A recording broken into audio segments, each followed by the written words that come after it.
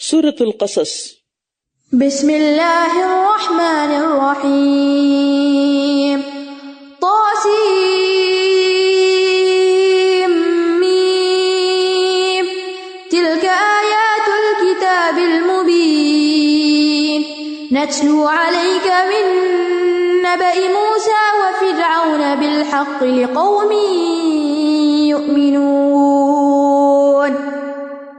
شروع کرتی ہوں اللہ کے نام سے جو بے انتہا مہربان نہایت رحم فرمانے والا ہے۔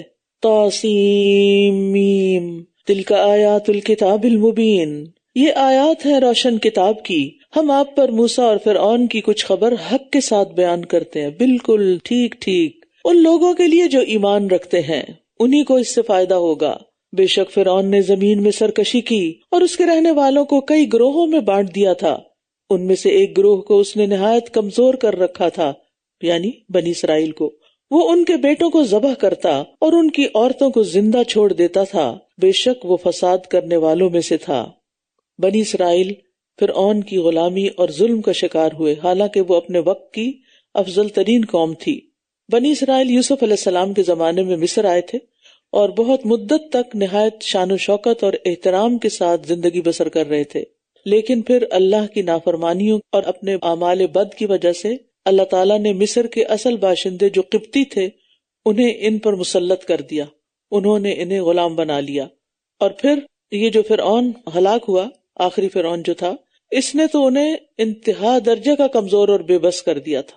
اس نے ایسا بندوبست کر رکھا تھا کہ قبطی آقا بن کے رہیں، بنی اسرائیل غلام اور خدمتگار بن کے رہیں، چنانچہ ہر طرح کا مشقت والا کام انہی سے لیا جاتا، کھیتی باڑی، عمارتیں بنانے، نہریں کھودنے وغیرہ کا کام، اور ان کی عورتیں گھروں میں کام کرتی اور لڑکوں کو ذبح کر کے ان کی عورتوں کو اپنی ہوس کا نشانہ بناتے۔ یعنی آپ سوچئے کہ اس سے زیادہ برے حالات کس قوم کے ہو سکتے ہیں۔ اور پھر مزید ظلم کیا کہ یذبح ابناءہم ویستحیی نساءہم، بنی اسرائیل کے بیٹوں کو قتل کرتا تھا فرعون، کیونکہ بعض نجومیوں کی پیشن گوئی تھی کہ بنی اسرائیل میں ایک بچہ پیدا ہوگا جس کے ہاتھوں فرعون کی ہلاکت ہوگی۔ اس کا حل اس نے یہ نکالا کہ ہر پیدا ہونے والا اسرائیلی بچہ قتل کر دیا جائے، حالانکہ اس نے یہ نہیں سوچا کہ اگر یہ بات سچی ہے تو ایسا تو ہو ہی جائے گا، اور اگر جھوٹی ہے تو بچوں کو قتل کرنے کی کیا ضرورت ہے۔ بعض کہتے ہیں کہ حضرت ابراہیم کی طرف سے یہ خوشخبری منتقل ہوتی چلی آ رہی تھی کہ ان کی نسل سے ایک بچہ ہوگا جس کے ہاتھوں سلطنت مصر تباہ ہوگی، تو قبطیوں نے یہ بشارت بنی اسرائیل سے سنی اور فرعون کو بتا دیا، اس پر اس نے بچوں کو مروانا شروع کر دیا۔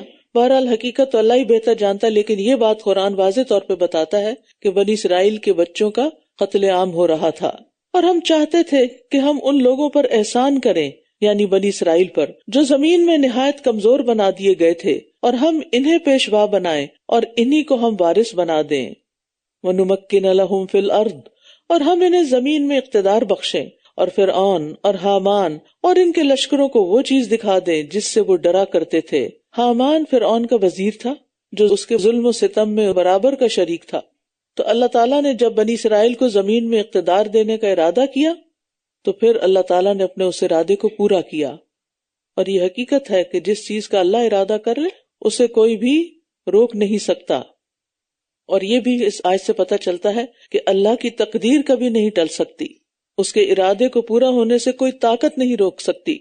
سورۃ یوسف میں آتا ہے واللہ غالب علی امرہ ولکن اکثر الناس لا یعلمون، اللہ اپنے کام پر غالب ہے اور اکثر لوگ جانتے نہیں۔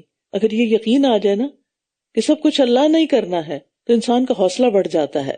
اور ہم نے موسیٰ کی ماں کی طرف الہام کیا کہ اسے دودھ پلاتی رہو، پھر جب تمہیں اس کے بارے میں خوف ہو تو اسے دریا میں ڈال دینا، اور نہ تم خوف کھانا اور نہ غم کرنا، بے شک ہم اسے تمہاری طرف لوٹا دینے والے ہیں اور اسے رسولوں میں سے بنانے والے ہیں۔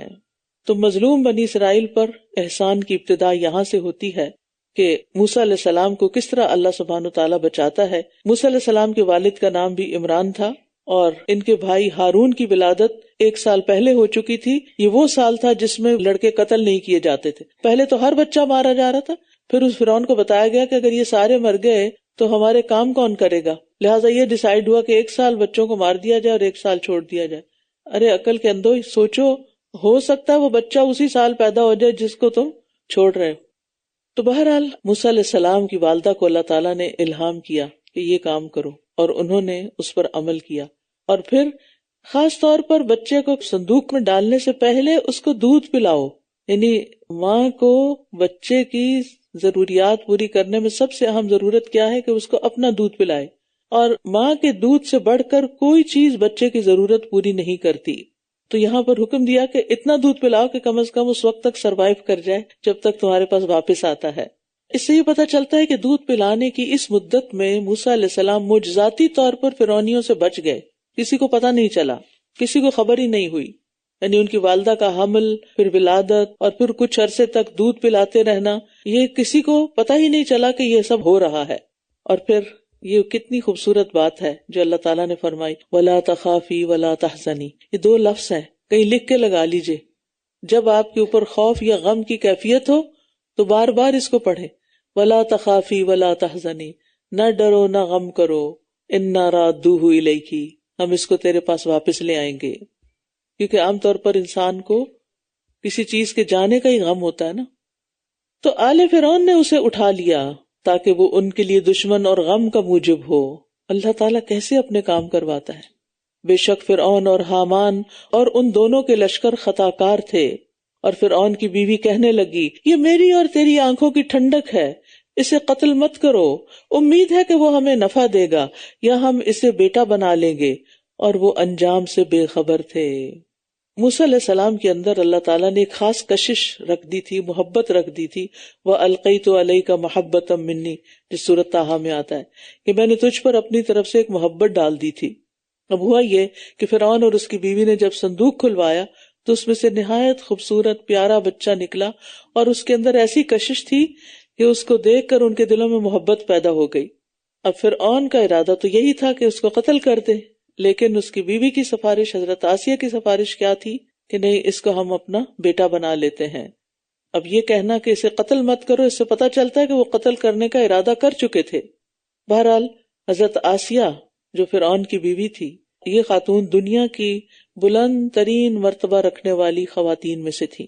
رسول اللہ صلی اللہ علیہ وسلم نے فرمایا، مردوں میں سے بہت سے کامل ہوئے ہیں مگر عورتوں میں فرعون کی بیوی آسیہ اور عمران کی بیٹی مریم کے سوا کوئی کامل نہیں ہوئی. اور عائشہ کی عورتوں پر برتری ایسے ہی ہے جیسے سرید کی برتری تمام کھانوں پر. تو مطلب یہ ان خواتین میں سے حضرت آسیہ کہ جن کو جنت کی بشارت بھی دی گئی اور بہت سمجھدار خاتون تھی. تو اس سے یہ پتہ چلتا ہے کہ فسادی لوگوں کے اندر کبھی کبھی صالح لوگ بھی ہوتے ہیں جو ان کے فساد سے بچانے کا باعث بن جاتے ہیں، جیسے آسیہ علیہ السلام اس بچے کے قتل کو روکنے کا باعث بن گئی. اور موسیٰ کی ماں کا دل خالی ہو گیا، قریب تھا کہ وہ اسے ظاہر کر ہی دیتی اگر ہم نے اس کے دل کو مضبوط نہ کیا ہوتا تاکہ وہ ایمان لانے والوں میں سے ہو. اللہ سبحانہ وتعالیٰ نے ہی موسیٰ علیہ السلام کی والدہ کا دل باندھ رکھا تھا، اس کی ڈھارس بندھائی تھی، اس دل کو مضبوط رکھا تھا. تو اس سے یہ پتہ چلتا ہے کہ ہمارے دل اللہ کے ہاتھ میں. اگر دل میں شدید گھبراہٹ ہو یا بے چینی ہو یا اضطراب ہو یا پریشانی ہو، کچھ بھی ہو، تو اس کی اصلاح کے لیے اللہ کی طرف رجوع کرنا چاہیے کہ وہ سب کچھ ٹھیک کر سکتا ہے. اور وہ اس کی بہن سے کہنے لگی کہ اس کے پیچھے پیچھے جا. پھر وہ اسے دور سے دیکھتی رہی اور وہ شعور نہ رکھتے تھے. یہ بچی بھی جو موسیٰ علیہ السلام کی بہن تھی، بہت ذہین بچی تھی، کنارے پہ رہ کے ساتھ ساتھ چل رہی تھی، اس طرح دیکھ رہی تھی کہ کسی کو پتہ ہی نہ چلے کہ یہ اس کو جانتی بھی ہے. ایک عرب شاعر نے خوب کہا ہے کہ جب تم کسی کام کے لیے کسی کو بھیجو تو دانا آدمی کو بھیجو، پھر اسے سمجھانے کی ضرورت نہیں، یعنی پھر وہ اپنا راستہ خود نکال لے گا. اور ہم نے پہلے ہی اس پر دودھ پلانے والیاں حرام کر دی تھی. تو وہ کہنے لگی، کیا میں تمہیں ایسے گھر والوں کے بارے میں بتاؤں جو تمہارے لیے اس کی کفالت کریں اور اس کے خیر خواہ بھی ہوں؟ اب فرعون کی بیوی جو تھی اس کو تو بہت تڑپ لگی ہوئی تھی کہ کسی طرح یہ بچہ دودھ پیے تاکہ سروائیو کرے، اور وہ ہر قیمت پر اس کا انتظام کرنا چاہتی تھی. اور جو بھی خاتون لائی گئی، موسیٰ علیہ السلام نے اس کا دودھ پینے سے انکار کر دیا. اب ان کو ڈر تھا کہ یہ بچہ فوت ہی نہ ہو جائے بھوک کے مارے اور رونے سے. تو بہرحال موسیٰ علیہ السلام کی بہن کا اس وقت بہت اہم کردار سامنے آیا کہ وہ اجنبی بن کے سب کچھ دیکھ رہی تھی، اور جب سب کی کوششیں ناکام ہو گئی تو اس نے کہا کہ میں تمہیں ایک اور گھر والے بتاتی ہوں کہ جس کا دودھ شاید یہ پی لے. اور اس طرح موسیٰ علیہ السلام کی والدہ کو بلایا گیا اور بچے نے دودھ پینا شروع کیا، اور پھر اللہ تعالیٰ نے بچے کو ماں کی طرف ہی لوٹا دیا. فرددناہ الی امہ کی تقر عینہا ولا تحزن، تو ہم نے اسے اس کی ماں کی طرف لوٹا دیا تاکہ اس کی آنکھیں ٹھنڈی ہوں اور وہ غمگین نہ ہو، اور وہ جان لے کہ بے شک اللہ کا وعدہ سچا ہے، لیکن ان کے اکثر علم نہیں رکھتے۔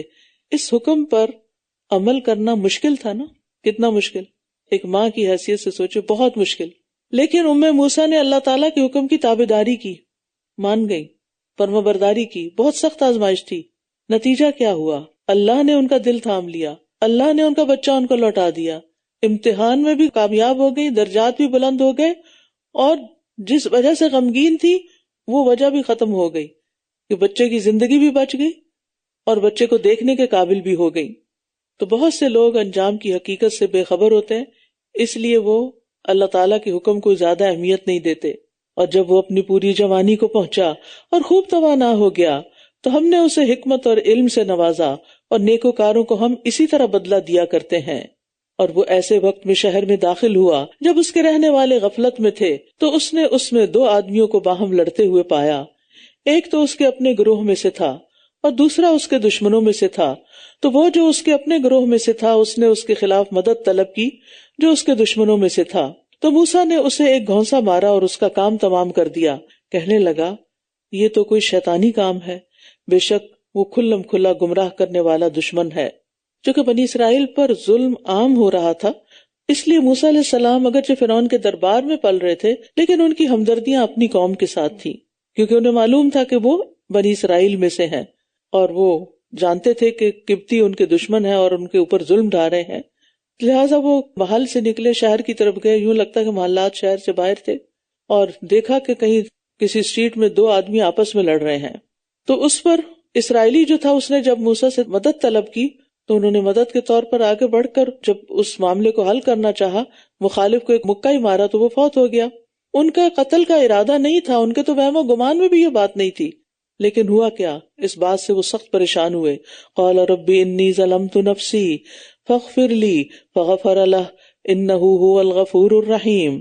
کہنے لگا اے میرے رب، بے شک میں نے اپنی جان پر ظلم کیا ہے، پس تو مجھے بخش دے، تو اس نے اسے بخش دیا، بے شک وہ بہت بخشنے والا نہایت رحم کرنے والا ہے۔ اگرچہ موسیٰ علیہ السلام نے جان بوجھ کے یہ نہیں کیا تھا، لیکن پیغمبروں کے حق میں تھوڑی سی بے احتیاطی بھی مناسب نہیں، اس لیے انہوں نے بخشش طلب کر لی، کیونکہ پیغمبروں کی شان بڑی ہوتی ہے نا۔ لیکن یاد رکھیے موسیٰ علیہ السلام بخشے جانے کے بعد بھی اس بات پر نادم رہے، حتیٰ کہ قیامت کے دن بھی جب ان کے پاس لوگ آئیں گے کہ ہماری سفارش کریں تو وہ کیا کہیں گے؟ انی قتلت نفسا لم اؤمر بقتلها، میں نے ایک جان کو قتل کر دیا تھا جس کے قتل کرنے کا مجھے حکم نہیں دیا گیا تھا۔ تو جاہل اور متکبر کے گناہ میں فرق ہوتا ہے، یعنی جو جہالت کی بنا پہ گناہ کر لیتا ہے وہ تو پلٹ آتا ہے، توبہ کر لیتا ہے، اور جو کبر کی وجہ سے گناہ کرتا ہے پھر وہ رجوع نہیں کرتا، اڑ جاتا ہے۔ تو ہمیں بھی اپنے گناہوں پر عذر بہانے نہیں بنانے چاہیے، اس کی بجائے توبہ کر لینی چاہیے۔ آپ دیکھیے کہ نبی صلی اللہ علیہ وسلم جو معصوم تھے، جن سے کوئی گناہ سرزد نہیں ہوا، وہ دن میں 70 سے 100 بار استغفار کرتے تھے۔ تو انسان جو ہے وہ کمزور ہے، ہم سے اٹھتے بیٹھتے کچھ نہ کچھ غلطیاں ہو جاتی ہیں، تو اس کا ازالہ استغفار کے ساتھ کرنا چاہیے۔ اس نے کہا اے میرے رب، جیسے تو نے مجھ پر یہ انعام کیا ہے تو میں بھی کبھی مجرموں کا مددگار نہ بنوں گا۔ پھر وہ صبح کے وقت ڈرتے ڈرتے خفیہ ٹو لگاتے ہوئے شہر میں گیا تو دیکھا کہ اچانک وہی شخص جس نے کل اس سے مدد مانگی تھی وہ اس سے فریاد کر رہا ہے، وہ کسی اور سے اب لڑ رہا ہے۔ موسیٰ نے اس سے کہا بے شک تو صریحاً بہکا ہوا ہے۔ پھر جو ہی موسیٰ نے ارادہ کیا کہ اسے پکڑ لے جو ان دونوں کا دشمن تھا، تو وہ کہنے لگا اے موسیٰ، کیا تو مجھے بھی قتل کرنا چاہتا ہے جیسے تو نے کل ایک شخص کو قتل کیا تھا؟ تو زمین میں جبار بن کر رہنا چاہتا ہے اور تو اصلاح کرنے والوں میں سے نہیں ہونا چاہتا۔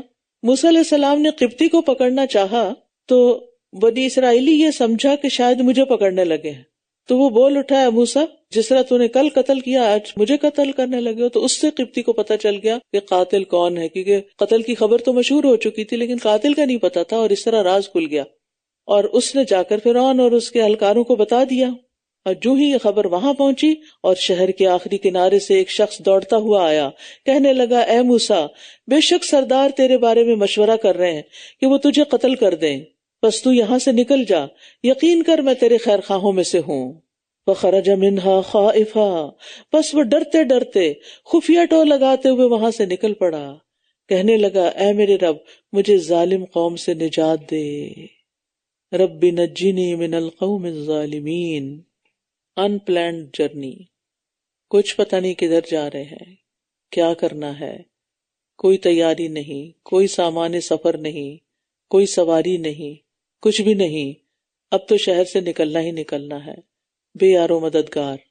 اور جب مدین کی جانب رخ کیا تو کہنے لگا مجھے امید ہے کہ میرا رب مجھے سیدھا راستہ دکھائے گا، یعنی جہاں مجھے جانا چاہیے وہیں لے جائے گا۔ کتنا توکل ہے رب پہ، یہ نہیں کہا گھبرا کے اب مجھے نہیں پتا کدھر جانا ہے، اب میں کیا کروں، اور رونا دھونا کچھ نہیں، مشکل سفر، ان پلانڈ جرنی، لیکن توکل علی اللہ۔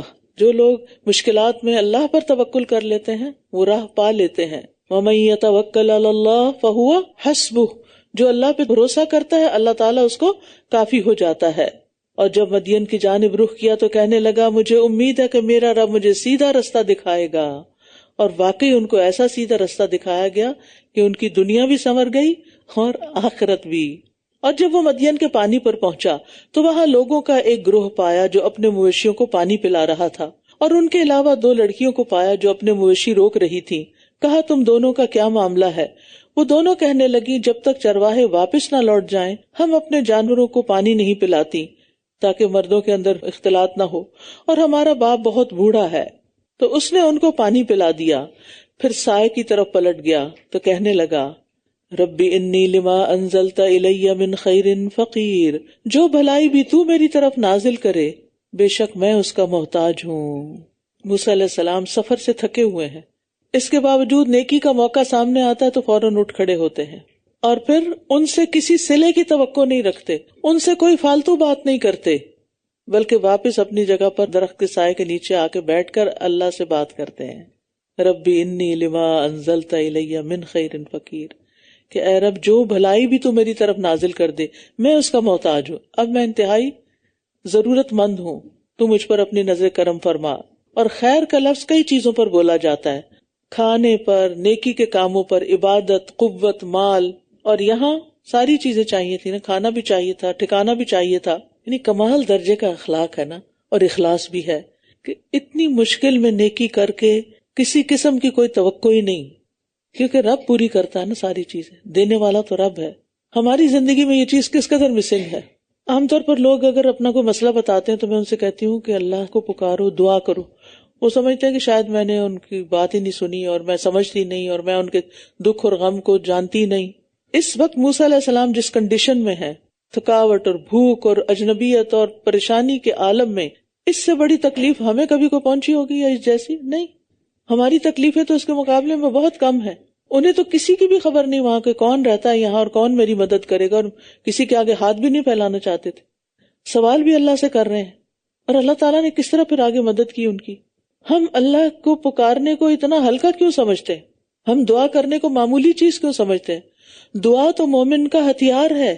جب ہمارے پاس کوئی بھی وسیلہ نہیں رہتا تو بھی سب سے بڑا وسیلہ ہوتا ہے، اور وہ ہے اللہ کی مدد۔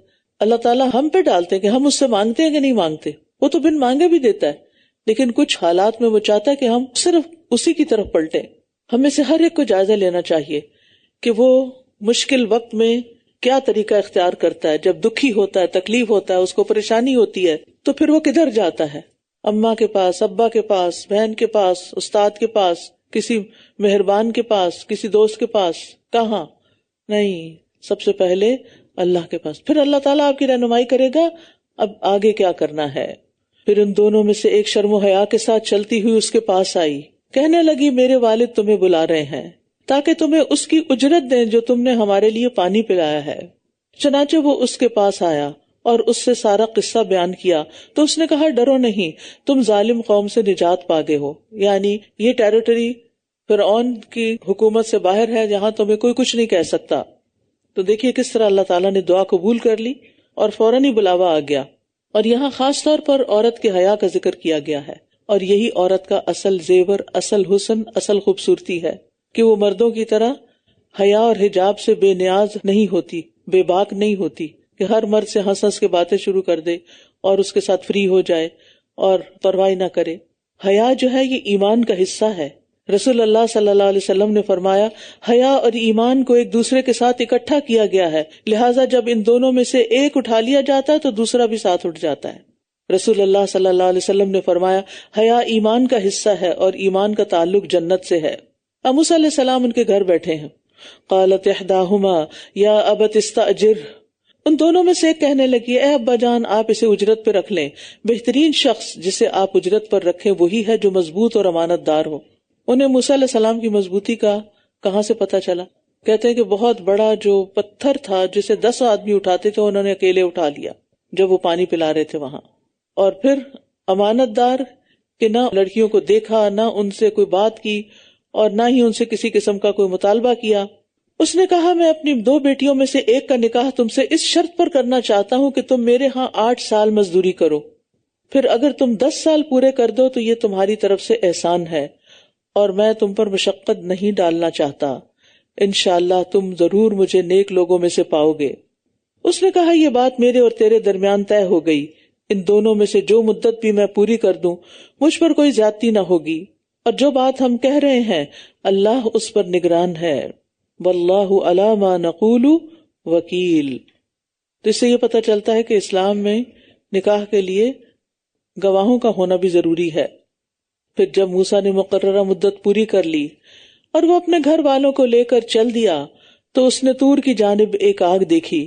اس نے اپنے گھر والوں سے کہا ٹھہرو، میں نے ایک آگ دیکھی ہے، ہو سکتا ہے کہ میں تمہارے پاس وہاں سے کوئی خبر یا آگ کا کوئی انگارہ لے آؤں تاکہ تم تاپ سکو. تو موسیٰ علیہ السلام نے 10 سالہ مدت پوری کی اور پھر وہاں سے اجازت لے کے اپنی بیوی کو ساتھ لے کر نکلے واپس مصر جانے کے لیے، کیونکہ 10 سال کی مدت اگر کوئی شخص ملک سے باہر رہتا تو پھر واپسی پر اس کو کچھ نہیں کہا جاتا تھا، یعنی اس پر وہ قانون لاگو نہیں ہوتا تھا.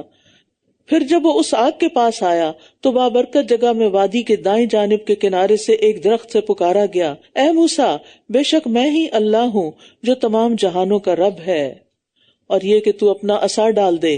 پھر جب اس نے اس کو دیکھا کہ وہ ہل رہا ہے گویا کہ وہ ایک سانپ ہے تو وہ پیٹھ پھیر کر چل دیا اور پیچھے مڑ کر بھی نہ دیکھا. فرمایا اے موسیٰ آگے بڑھ اور خوف نہ کر، بے شک تو امن پانے والوں میں سے ہے. اپنا ہاتھ اپنے گریبان میں داخل کر، وہ کسی تکلیف کے بغیر چمکتا ہوا نکلے گا، اور خوف سے بچنے کے لیے اپنا بازو اپنی طرف ملا لے. تو یہ دونوں نشانیاں تیرے رب کی طرف سے ہیں فرعون اور اس کے سرداروں کی طرف جانے کے لیے، بے شک وہ فاسق لوگ ہیں. تو ید بیضا دوسرا معجزہ تھا جو انہیں عطا کیا گیا. پہلا تھا عصا اور دوسرا تھا ید بیضا. اور یہاں خوف دور کرنے کا ایک بہت اچھا طریقہ بتایا گیا ہے، ایک حل بتایا گیا ہے کہ انسان اپنا ہاتھ اپنی بغل میں ڈال لے، یعنی اپنے ہاتھوں کو اپنے جسم کے ساتھ ملا لے، اور اگر دونوں نہیں تو ایک کو بھی ڈالا جا سکتا ہے. ایک چھوٹی سی ٹپ، اگر رات کو اگر آپ کو نیند نہ آ رہی ہو نا تو آپ اگر اپنے ایک ہاتھ کو اپنے سر کے نیچے رکھے ہوئے تو دوسرے کو اس کے اندر رکھ لیں تو آپ سکون میں آ جائیں گے اور بہت جلدی نیند آ جائے گی آپ. تو یہ خوف کو دور کرنے کا اور بے سکونی کو دور کرنے کا ایک بہترین نسخہ ہے کہ اپنا ہی ہاتھ اپنے ہی جسم کے اندر انسان چھپا لے تو وہ ریلیکس ہو جاتا ہے.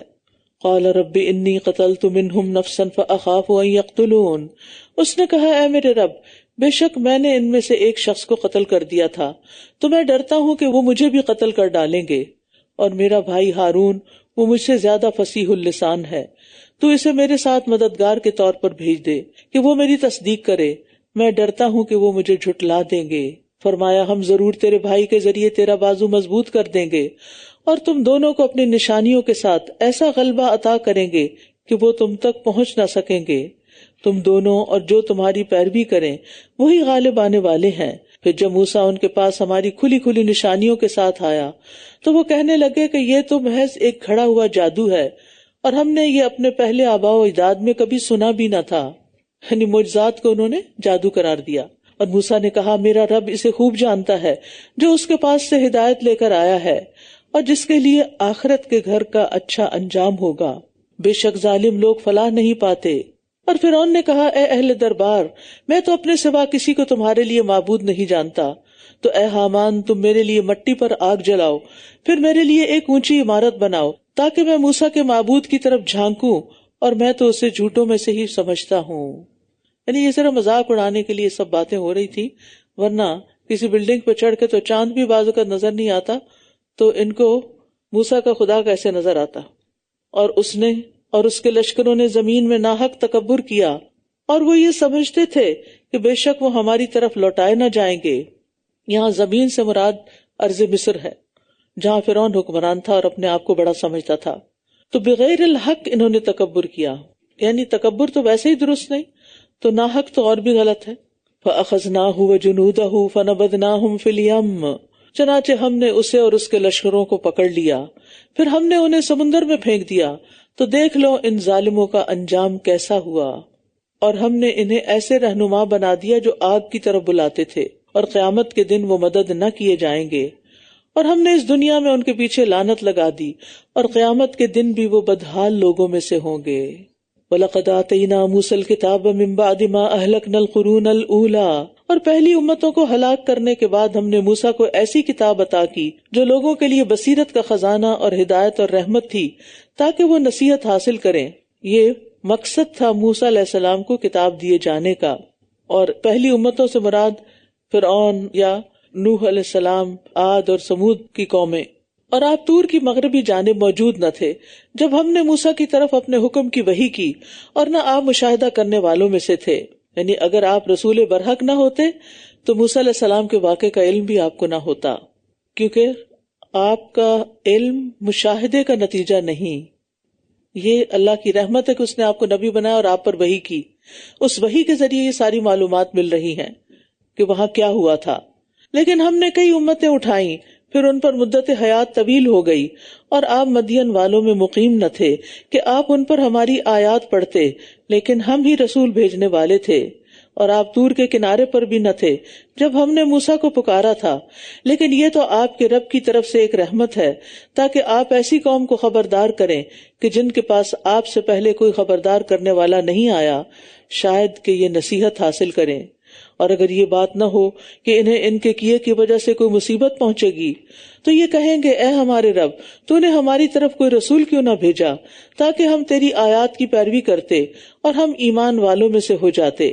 اب موسیٰ علیہ السلام کا قصہ تو مکمل ہوا، اب یہاں پر نبی صلی اللہ علیہ وسلم کے مخاطبین سے خطاب ہے کہ ان کی سرکشی کافی حد تک بڑھ چکی تھی، اور اگر اللہ تعالی نبی نہ بھیج کر بھی عذاب بھیج دیتا تو ظلم نہ ہوتا جتنے یہ سرکش ہو چکے تھے، کیونکہ ان پر ان کے ہاتھوں کی کمائی کی بدولت ہی مصیبت آتی۔ لیکن یہاں اللہ تعالیٰ نے اپنے احسان کا ذکر کیا کہ اس نے ان کے اندر ایک نبی بھیج دیا۔ فَلَمَّا جَاءَهُمُ الْحَقُّ مِنْ عِنْدِنَا، پھر جب ان کے پاس ہماری طرف سے حق آ گیا تو وہ کہنے لگے اس پیغمبر کو اسی کی مانند کیوں نہ دیا گیا جو موسیٰ دیے گئے تھے، کیا بھلا انہوں نے اس کا انکار نہیں کر دیا تھا جو اس سے پہلے موسیٰ کو دیا گیا تھا۔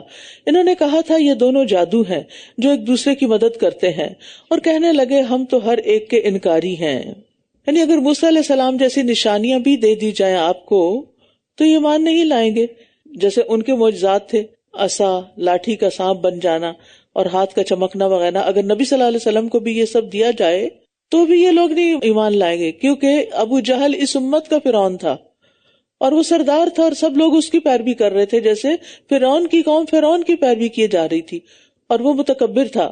یعنی مراد اس سے یہ ہے کہ زندہ معجزات دیکھ کر بھی فرعونی ایمان نہیں لائے تھے، تو کیا یہ لوگ ایمان لے آئیں گے؟ کہہ دیجئے اگر تم سچے ہو تو تم بھی اللہ کے پاس سے کوئی ایسی کتاب لے آؤ جو ان دونوں سے زیادہ ہدایت والی ہو، میں اس کی پیروی کر لوں گا۔ پھر اگر انہوں نے آپ کی بات قبول نہ کی تو جان لیجئے کہ بے شک یہ صرف اپنی خواہشات کی پیروی کر رہے ہیں، اور اس سے زیادہ گمراہ کون ہے جو اللہ کی طرف سے آئی ہوئی ہدایت کے بغیر اپنی خواہش کی پیروی کرے۔ بے شک اللہ ظالم قوم کو ہدایت نہیں دیتا۔ تو یاد رکھیے، بغیر علم کے صرف نفس کی بات ماننا یہ خواہش پرستی کہلاتا ہے۔ یعنی علم کے بغیر، علم نہیں ہے کہ صحیح کیا غلط کیا، صرف وہ کر لینا جو دل چاہتا، اور بہت سے لوگ اس پہ بڑا فخر کرتے ہیں، ہم تو اپنے دل کی سنتے ہیں، بس اپنے دل کی سنو، دل کیا کہتا ہے۔ تو علم کی روشنی میں اگر دل کی سن رہے ہیں تو ویل اینڈ گڈ، لیکن علم کے بغیر دل کی سن رہے تو ہو سکتا ہے کہ شیطان نے وہاں قبضہ کیا ہو اور وہ تمہیں بھٹکا دے۔ اور ہم نے ان کے لیے پے در پے اپنا کلام بھیجا تاکہ یہ نصیحت حاصل کریں، یعنی ایک رسول کے بعد دوسرا رسول، ایک کتاب کے بعد دوسری کتاب ہم بھیجتے رہے، اور اس طرح مسلسل لگاتار ہم اپنی بات لوگوں تک پہنچاتے رہے. تو اللہ سبحانہ تعالیٰ کا مقصد کیا تھا لوگوں تک پیغام پہنچانے کا؟ تاکہ لوگ برے انجام سے ڈر کر